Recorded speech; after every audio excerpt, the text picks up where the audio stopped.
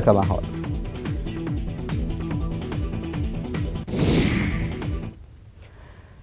चलिए अब खबरों को विस्तार से देखते हैं। तो भोपाल गैस त्रासदी की 38वीं बरसी पर भोपाल में मोमबत्तियां जलाकर मृतकों को श्रद्धांजलि दी गई। गैस पीड़ित संगठनों ने यूनियन कार्बाइड कारखाने के पास मोमबत्तियां जलाई। गैस त्रासदी के 38 साल बाद भी पीड़ितों के जख्म आज भी ताजा हैं।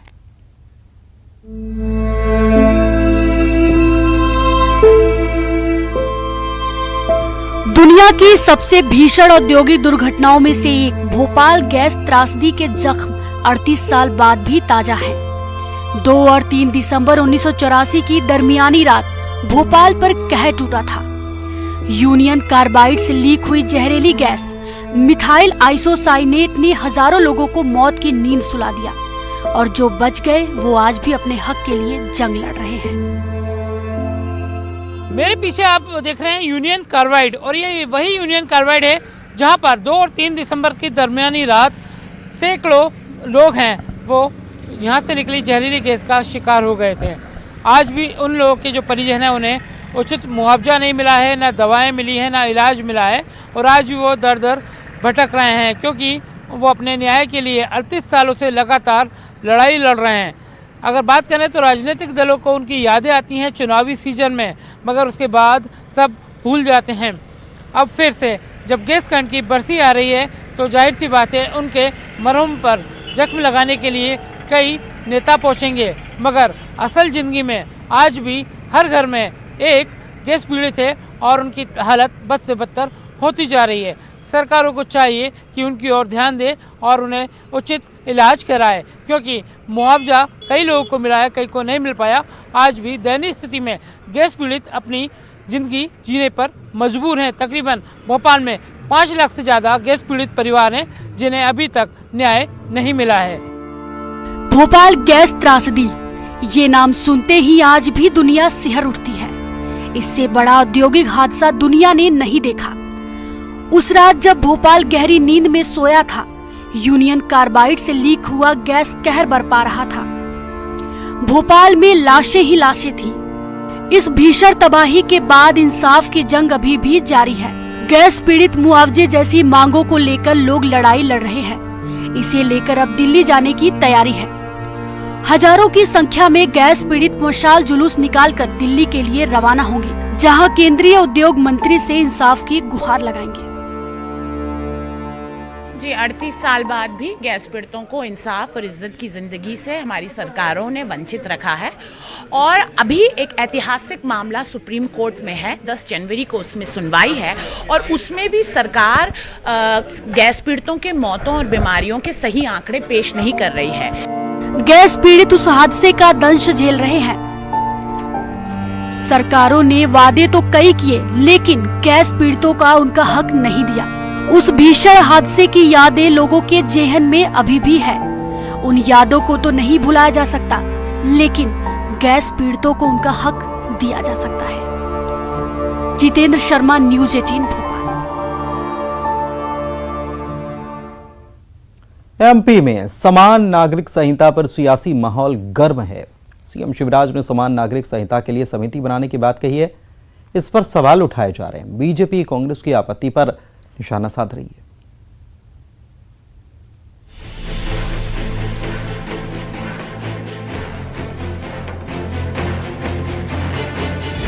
एक देश में 2 विधान क्यों?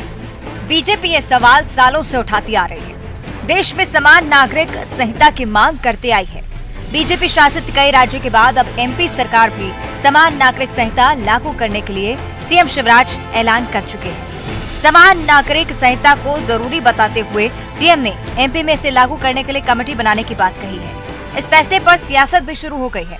कांग्रेस विधायक और मुस्लिम पर्सनल लॉ बोर्ड के मेंबर आरिफ मसूद ने इसे मुस्लिम पर्सनल लॉ को ठेस पहुंचाने की कोशिश बताई है। शिवराज सिंह जी के बयान केवल जुमलेबाजी और चुनावी स्टंट है, इसके अलावा और कुछ नहीं है और सत्यता से परे है, सच्चाई से बहुत दूर है। इसलिए दूर है कि मैं उनसे पूछना चाहता हूं कि ट्राइबल का जो कानून है उसके लिए क्या करेंगे? ट्राइबल का अलग कानून है। नॉर्थ ईस्ट में जो अलग कानून चल रहा है उसका क्या करेंगे? ऐसे बहुत सारे रिलीजियस के कानून है जो सबके अलग अलग हैं। तो उसके चलते किस तरह का कॉमन सिविल बनाना चाहते हैं। ये केवल एक भ्रम है और मुस्लिम पर्सनल लॉ को एक ठेस पहुंचाने वाला काम है, केवल एक भ्रमित करना, ताकि एक मुस्लिम पर्सनल लॉ का नाम हाईलाइट करके जो महंगाई, जो भ्रष्टाचार, जो खुद की गलत नीतियां, उससे मतदाता का दिमाग हटाकर ध्रुवीकरण कर चुनाव जीतने का एक स्टैंड है। इसके अलावा कुछ भी नहीं है। इसका मैं घोर विरोध करता हूँ। समान नागरिक संहिता पर सियासी बयानबाजी, आरोप प्रत्यारोप का दौर जारी है। बीजेपी की मंशा पर कांग्रेस सवाल उठा रही है तो बीजेपी कांग्रेस पर निशाना साध रही है। प्रदेश के गृह मंत्री नरोत्तम मिश्रा ने कहा है कि बाबा साहेब अम्बेडकर ने समान नागरिक संहिता की पुरजोर पैरवी की थी, लेकिन इसे लागू नहीं किया गया। नरोत्तम मिश्रा ने कांग्रेस पर तुष्टीकरण की राजनीति का आरोप लगाया है और समान नागरिक संहिता पर कमलनाथ से उनकी राय मांगी है। आदरणीय, आपके पूर्वजों ने बाबा साहब अम्बेडकर जी के संविधान में जो पुरजोर पैरवी उन्होंने समान नागरिक संहिता को लागू करने की थी, उसको भी लागू नहीं होने दिया है। अब वक्त आ गया है जब एक विधान और एक संविधान और एक राष्ट्र के साथ में हम आगे बढ़ें। सुप्रीम कोर्ट की साहबाना जी को सुप्रीम कोर्ट से जीतने के बाद भी आपने हरा दिया था तुष्टीकरण की राजनीति के कारण से। ये तुष्टीकरण की राजनीति ने देश को बहुत नुकसान किया है।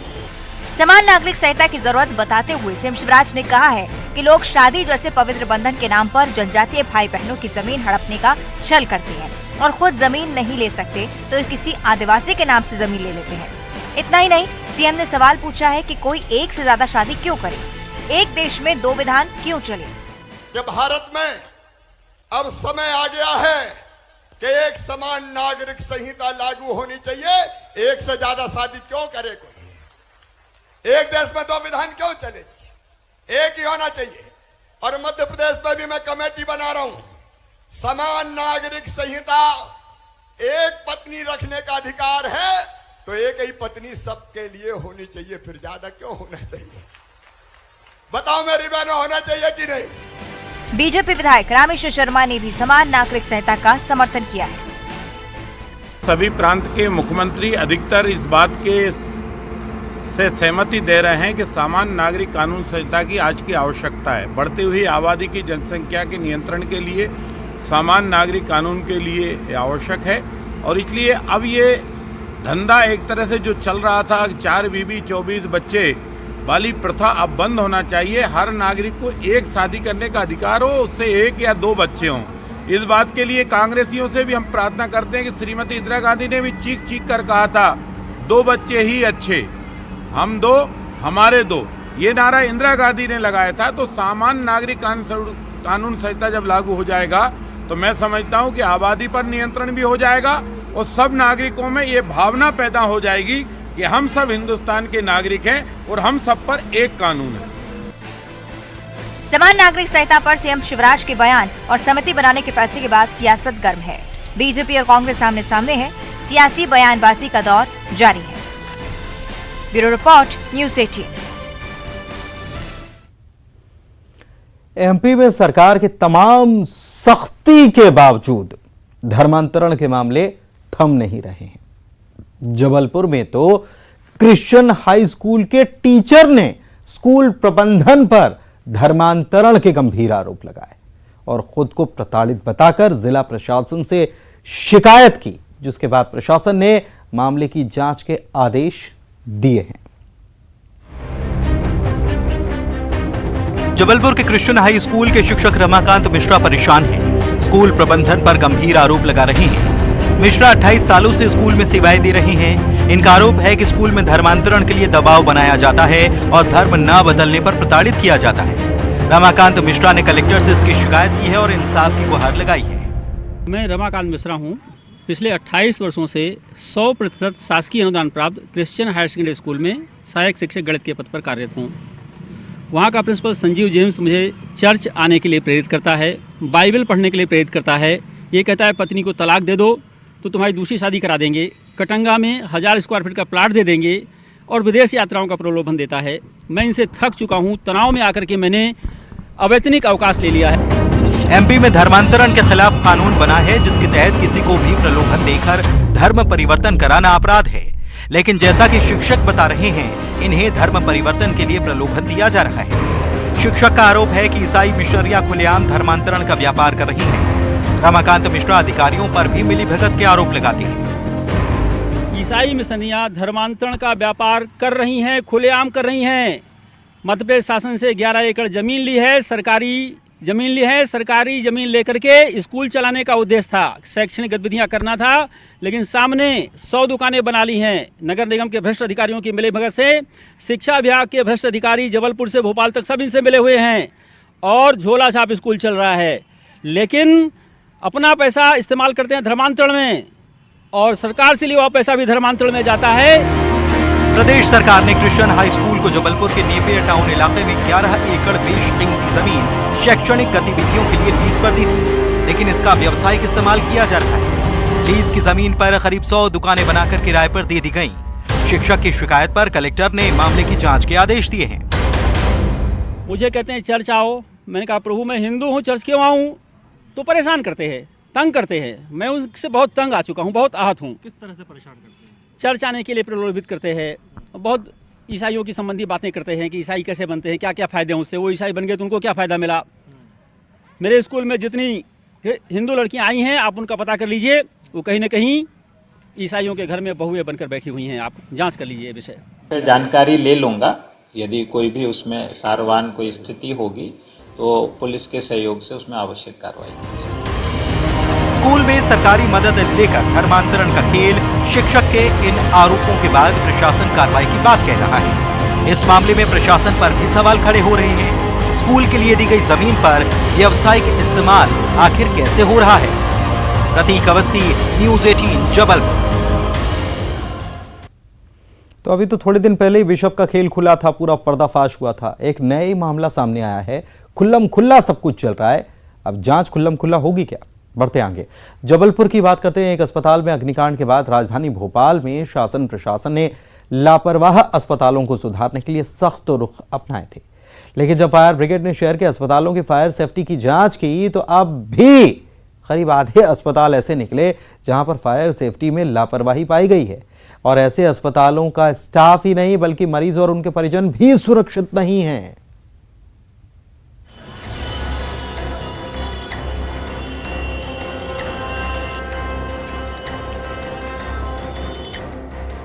जबलपुर के अस्पताल में अग्नि हादसे की वो तस्वीरें तो अब भी आपको याद ही होंगे। उस हादसे के बाद राजधानी भोपाल से लेकर पूरे प्रदेश के अस्पतालों में सभी सेफ्टी रूल्स अपनाने के लिए शासन और प्रशासन ने काफी सख्ती की थी। इन सब के बावजूद अभी भी राजधानी के अस्पतालों से खतरा टला नहीं है। फायर सेफ्टी को लेकर अभी भी पुख्ता इंतजाम नहीं है। दरअसल फायर ब्रिगेड विभाग की अलग अलग 4 टीमों ने शहर के सभी छोटे बड़े अस्पतालों का निरीक्षण किया तो वहां पर अभी भी फायर सेफ्टी को लेकर लापरवाही मिली। जांच में सामने आया कि अभी भी शहर के 190 ऐसे अस्पताल हैं जहां पर फायर सेफ्टी के मापदंड को पूरा नहीं किया गया, यानी फायर सेफ्टी सिस्टम अस्पतालों में लगा हुआ था, लेकिन उस सिस्टम में कई छोटी छोटी लापरवाही मिली। फायर ब्रिगेड भोपाल की टीम में 4 दलों का गठन किया गया था, जिसमें कि यह देखा गया था पूरे भोपाल के एरिए में कि क्या क्या कमियां वर्तमान में भी है एक्सटिंग्विशर या अन्य उपकरण लगाने के बाद। उनके द्वारा अपनी रिपोर्ट पेश कर दी गई है और वो रिपोर्ट हम लोगों ने CMHO भोपाल को भेज दी है। उसके अंतर्गत वो कार्रवाई करेंगे। कुछ कमियां पाई गई हॉस्पिटल्स में, जैसे एग्जिट एक ही है या स्प्रिंग सिस्टम कम लगा हुआ है या इक्विपमेंट कुछ कमी पाई गई है। मोस्ट ऑफ द जगह तो काफ़ी ठीक काम हुआ है, बट कुछ जगह काम ठीक नहीं है, उसकी रिपोर्ट CMHO को। फायर ब्रिगेड की जांच रिपोर्ट के अनुसार शहर के 190 अस्पतालों में फायर सेफ्टी से जुड़े नियम और प्रावधानों को पूरा नहीं किया गया। अस्पतालों में फायर सेफ्टी सिस्टम में कमी पाई गई। इनमें अस्पतालों में एग्जिट और वायरिंग की ज्यादातर खराबी मिली। सिस्टम में पानी सप्लाई के उपकरण भी ठीक नहीं मिले, जबकि अधिकांश अग्निकांड की घटना में शॉर्ट सर्किट की वजह से ही आग लगने का खुलासा होता है। एक डाटा के अनुसार भोपाल शहर में छोटे बड़े कुल 450 अस्पताल हैं। बहरहाल फायर ब्रिगेड की टीम ने शहर के अस्पतालों की जांच की और उनकी सूची CMHO को भेजी है। अब देखना है कि ये लापरवाह अस्पताल कब तक सुधरते हैं। मनोज राठौर, न्यूज़ 18 मध्य प्रदेश भोपाल। और आइए अब देखते हैं खेल की खबरें।